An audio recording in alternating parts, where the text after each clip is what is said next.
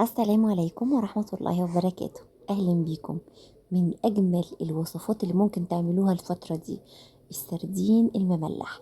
تشيلوه بقى في الفريزر وجهزوه لأحلى أكلات في الصيف كده، خطيرة ولذيذة. السردين البلدي اللي معايا ده حوالي كيلو من السردين، غسلته كويس قوي، شطفته كويس قوي بالميه ونزلته على فوطه نظيفه جوه مصفى، وسبته بقى في التلاجة كام ساعة على بال ما نشف تماما. اهم حاجة نتأكد ان السردين نشف. جبت تلت كوباية من الملح، عليها معلقة من الشطة ومعلقة من الكركم، والكركم هنا اختياري، هو اهم حاجة الشطة والملح.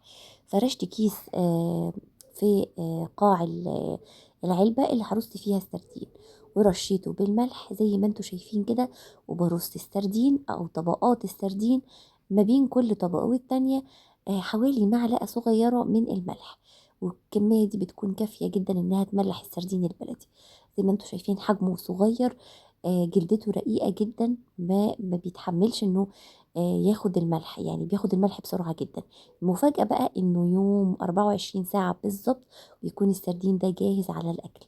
خطير جدا يا جماعة، ما تسيبوهوش اكتر من يوم علشان يقعد معاكم في التلاجة اسبوع 10 ايام من غير ما تحسوا باي مشكلة فيه. لانه يعني بعد كده بشيله بقى من الملح ده. خلصت كمية الملح ورشيته كده وقفلت عليه الكيس. وبعد 12 وقفلت طبعا العلبة كويس قوي، واهم حاجة ان نخرج الهواء اللي جوه الكيس. وبعد 12 ساعة بقلب العلبة كده بحيث ان الملح يتوزع كويس قوي والسردين ياخد حقه في التمليح.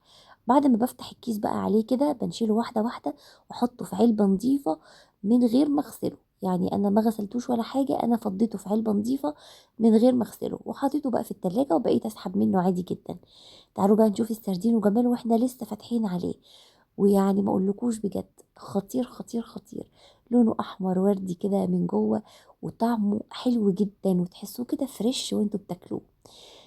طبعا القشره دايبه تماما، بتنفصل تماما عن السردين، عن لحم السردين. تقدروا تخلوه، تقدروا تقدموه كده بجل يعني بقشرته.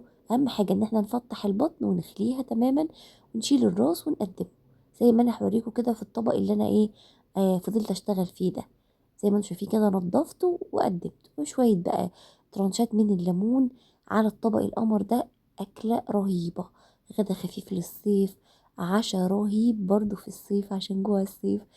اتمنى يكون الفيديو عجبكم. اكتبوا لي رأيكم في التعليقات، جربوه وقولوا لي النتائج عاملة ايه معاكم، وما تنسوناش من صالح دعائكم.